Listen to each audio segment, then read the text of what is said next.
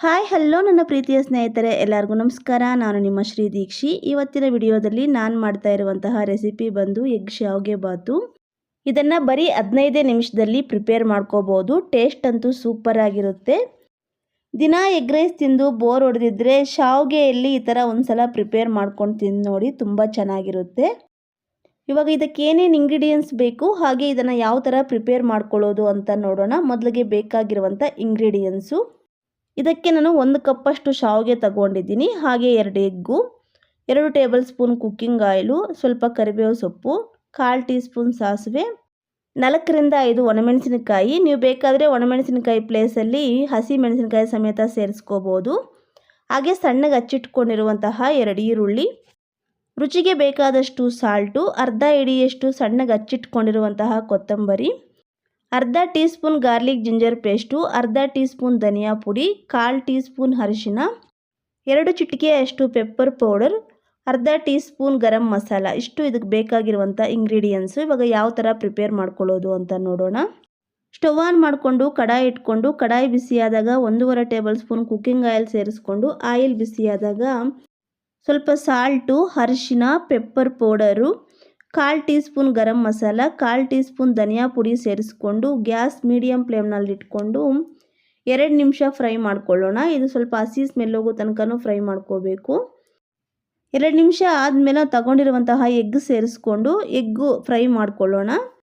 ನಾವು ಎಗ್ ರೈಸ್ಗೆ ಪಲ್ಯ ಮಾಡ್ಕೊತೀವಲ್ಲ, ಸೇಮ್ ಅದೇ ಥರನೇ ಪ್ರಿಪೇರ್ ಮಾಡ್ಕೋಬೇಕು.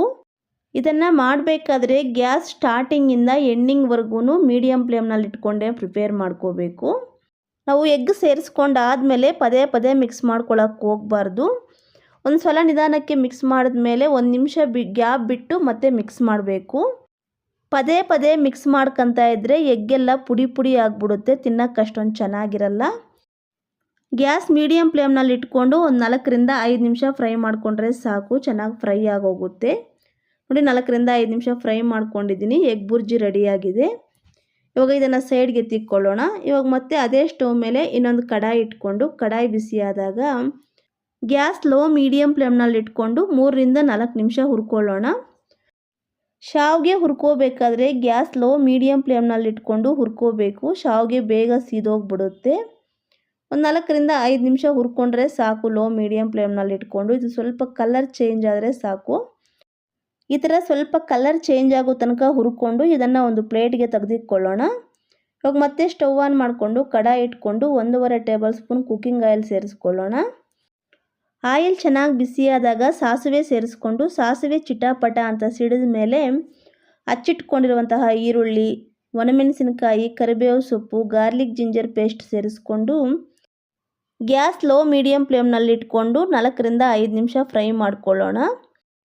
ಈರುಳ್ಳಿ ಗೋಲ್ಡನ್ ಬ್ರೌನ್ ಕಲರ್ ಬರೋ ತನಕನೂ ಫ್ರೈ ಮಾಡ್ಕೋಬೇಕು. ಇದಕ್ಕೆ ಈರುಳ್ಳಿ ಸ್ವಲ್ಪ ಜಾಸ್ತಿನೇ ಸೇರಿಸ್ಕೊಳ್ಳಿ, ಚೆನ್ನಾಗಿರುತ್ತೆ. ನೀವು ಬೇಕಾದರೆ ಸ್ವಲ್ಪ ಸಣ್ಣಗೆ ಹಚ್ಚಿಟ್ಕೊಂಡು ಈ ಟೈಮಲ್ಲಿ ಒಂದು ಟೊಮೆಟೊ ಸಮೇತ ಸೇರಿಸ್ಕೋಬೋದು. ನಾನೇನು ಸೇರಿಸ್ಕೊಂಡಿಲ್ಲ. ಈರುಳ್ಳಿ ಚೆನ್ನಾಗಿ ಫ್ರೈ ಆದಮೇಲೆ ರುಚಿಗೆ ಬೇಕಾದಷ್ಟು salt, 1/4 tea spoon garam masala, 1/4 tea spoon ಧನಿಯಾ ಪುಡಿ, ಹಾಗೆ ಅರಿಶಿನ, ಹಚ್ಚಿಟ್ಕೊಂಡಿರುವಂತಹ ಕೊತ್ತಂಬರಿ ಸೇರಿಸ್ಕೊಂಡು ಗ್ಯಾಸ್ ಲೋ ಮೀಡಿಯಮ್ ಫ್ಲೇಮ್ನಲ್ಲೇ ಇಟ್ಕೊಂಡು ಒಂದು 2 ರಿಂದ 3 ನಿಮಿಷ ಫ್ರೈ ಮಾಡ್ಕೊಳ್ಳೋಣ. ನಾವು ಯಾವಾಗೂ ಮಸಾಲೆ ಪುಡಿ ಸೇರಿಸ್ಕೋಬೇಕಾದ್ರೆ ಗ್ಯಾಸ್ ಲೋ ಮೀಡಿಯಮ್ ಫ್ಲೇಮ್ನಲ್ಲಿದ್ದಾಗೆ ಸೇರಿಸ್ಕೊಂಡು ಫ್ರೈ ಮಾಡ್ಕೋಬೇಕು. ಗ್ಯಾಸ್ ಏನಾದರೂ ಹೈ ಫ್ಲೇಮ್ನಲ್ಲಿದ್ದರೆ ಮಸಾಲೆ ಪುಡಿ ಎಲ್ಲ ಸೀದೋಗಿ ಬ್ಲ್ಯಾಕ್ ಕಲರ್ ಬಂದ್ಬಿಡುತ್ತೆ. ಎಲ್ಲ ನೀಟಾಗಿ ಫ್ರೈ ಆದಮೇಲೆ ವಾಟರ್ ಸೇರಿಸ್ಕೊಳ್ಳೋಣ. ವಾಟರ್ ಸೇರಿಸ್ಕೋಬೇಕಾದ್ರೆ ಮೆಜರ್ಮೆಂಟ್ ತುಂಬ ಇಂಪಾರ್ಟೆಂಟು. ನಾನಿಲ್ಲಿ 1 ಕಪ್ ಶಾವಿಗೆ ತಗೊಂಡಿದ್ದೀನಲ್ಲ, ಅದಕ್ಕೆ 2.5 ಕಪ್ಪಷ್ಟು ವಾಟರ್ ಸೇರಿಸ್ಕೊಂಡು ಚೆನ್ನಾಗಿ ಮಿಕ್ಸ್ ಮಾಡ್ಕೋಬೇಕು. ಇದಕ್ಕೇನಾದರೂ ಸಾಲ್ಟ್ ಬೇಕು ಅನ್ನಿಸಿದ್ರೆ ಈ ಟೈಮಲ್ಲಿ ಒಂದು ಸಲ ನೋಡಿಕೊಂಡು ಸ್ವಲ್ಪ ಸೇರಿಸ್ಕೊಳ್ಳಿ. ಎಲ್ಲ ನೀಟಾಗಿ ಮಿಕ್ಸ್ ಮಾಡ್ಕೊಂಡು ಆದಮೇಲೆ ಇವಾಗ ಒಂದು ಲಿಡ್ ಕ್ಲೋಸ್ ಮಾಡಿಕೊಂಡು ವಾಟರ್ ಚೆನ್ನಾಗಿ ಕುದಿಯೋಕ್ಕೆ ಬಿಟ್ಬಿಡೋಣ. ನೋಡಿ, ಒಂದು 3 ರಿಂದ 4 ನಿಮಿಷ ಆದಮೇಲೆ ಈ ಥರ ಚೆನ್ನಾಗಿ ಕುದೀತಾ ಇರುತ್ತೆ. ಈ ಟೈಮಲ್ಲಿ ಸ್ವಲ್ಪ ಕೊತ್ತಂಬರಿ ಸೊಪ್ಪು ಸೇರಿಸ್ಕೊಂಡು ಮಿಕ್ಸ್ ಮಾಡಿಕೊಂಡು ಲಾಸ್ಟಲ್ಲಿ ಶಾವಿಗೆ ಸೇರಿಸ್ಕೊಂಡಾದಮೇಲೆ ಒಂದು ಸಲ ಮಿಕ್ಸ್ ಮಾಡಿಕೊಂಡು ಒಂದು ಲಿಡ್ ಕ್ಲೋಸ್ ಮಾಡಿ ಇದನ್ನು ಬಾಯ್ಲ್ ಮಾಡ್ಕೊಳ್ಳೋಣ. ಶಾವಿಗೆ ಬಾಯ್ಲ್ ಮಾಡ್ಕೋಬೇಕಾದ್ರೆ ಗ್ಯಾಸ್ ಮೀಡಿಯಮ್ ಫ್ಲೇಮ್ನಲ್ಲಿ ಇಟ್ಕೊಂಡೇ ಬಾಯ್ಲ್ ಮಾಡ್ಕೋಬೇಕು.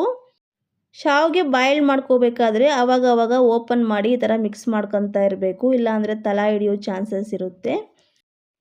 ಗ್ಯಾಸ್ ಮೀಡಿಯಮ್ ಫ್ಲೇಮ್ನಲ್ಲಿ ಇಟ್ಕೊಂಡೆ 4ರಿಂದ 5 ನಿಮಿಷ ಬಾಯ್ಲ್ಡ್ ಮಾಡಿಕೊಂಡ್ರೆ ಸಾಕು. ಶಾವಿಗೆ ಬೇಗ ಬಾಯ್ಲ್ಡ್ ಆಗೋಗುತ್ತೆ.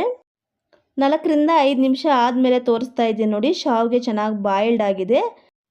ಇವಾಗ ಇದಕ್ಕೆ ಒಂದು ಲಿಡ್ ಕ್ಲೋಸ್ ಮಾಡಿ ಸ್ಟವ್ ಆಫ್ ಮಾಡಿಕೊಂಡು ಒಂದು 5 ನಿಮಿಷ ಇದನ್ನು ಬಿಟ್ಬಿಡೋಣ. ಒಂದು 5 ನಿಮಿಷ ಆದಮೇಲೆ ಓಪನ್ ಮಾಡಿ ತೋರಿಸ್ತಾ ಇದ್ದೀನಿ ನೋಡಿ.